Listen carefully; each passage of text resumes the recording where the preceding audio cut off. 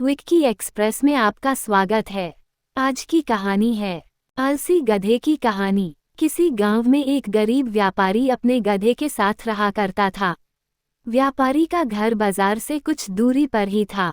वह रोज गधे की पीठ पर सामान की बोरियां रखकर बाजार जाया करता था।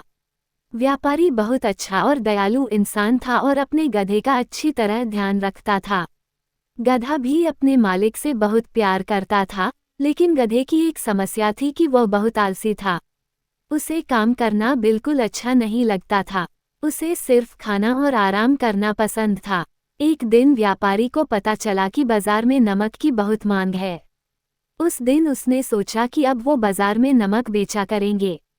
जैसे ही हाट लगने का दिन आया, व्यापारी ने नमक की 4 बोरियां गधे की पीठ पर लादी और उसे बाजार चलने के लिए तैयार किया।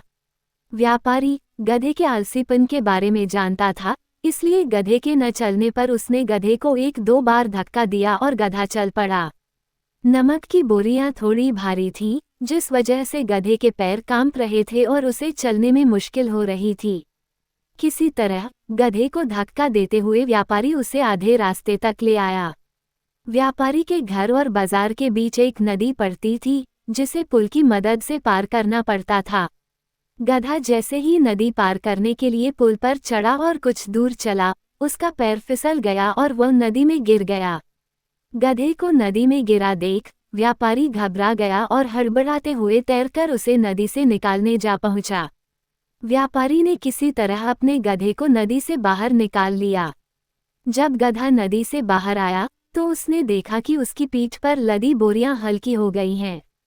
सारा नमक पानी में घुल गया था और व्यापारी को आधे रास्ते से ही वापस घर लौटना पड़ा। इस वजह से व्यापारी का बहुत नुकसान हो गया, लेकिन इस घटना से आलसी गधे को बाजार तक न जाने की एक तरकीब सूझ गई थी। अगले दिन बाजार जाते समय जब पुल आया, तो गधा जानबूझकर नदी में गिर गया और उसकी पीठ पर टंगी बोरियों में रखा सारा नमक पानी में घुल गया।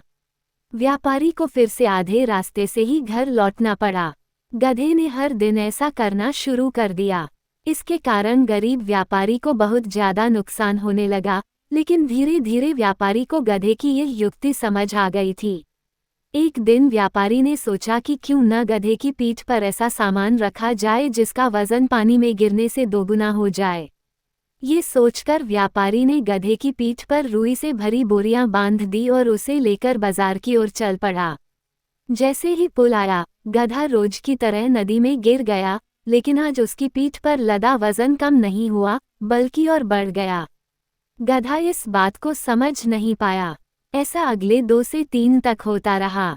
व्यापारी गधे की पीठ पर रुई से भरी बोरी बांध देता और पानी में गिरते ही उसका वजन दोगुना हो जाता। आखिरकार गधे ने हार मान ली। गधे को अब सबक मिल चुका था। चौथे दिन जब व्यापारी और गधा बाजार के लिए निकले, तो गधे ने चुपचाप पुल पार कर लिया। उस दिन के बाद से गधे ने कभी भी काम करने में आलस नहीं दिखाया और व्यापारी के सारे नुकसान की धीरे धीरे भरपाई हो गई। कहानी से सीख। बच्चों, आलसी गधे की कहानी से हमें ये सीख मिलती है कि अपने कर्तव्य का पालन करने में कभी भी आलस नहीं दिखाना चाहिए। साथ ही व्यापारी की तरह सही समझ और सूझबूझ से किसी भी काम को आसानी से किया जा सकता है। सुनने के लिए धन्यवाद। मेरा चैनल सब्सक्राइब करें, लाइक और शेयर भी करें। धन्यवाद।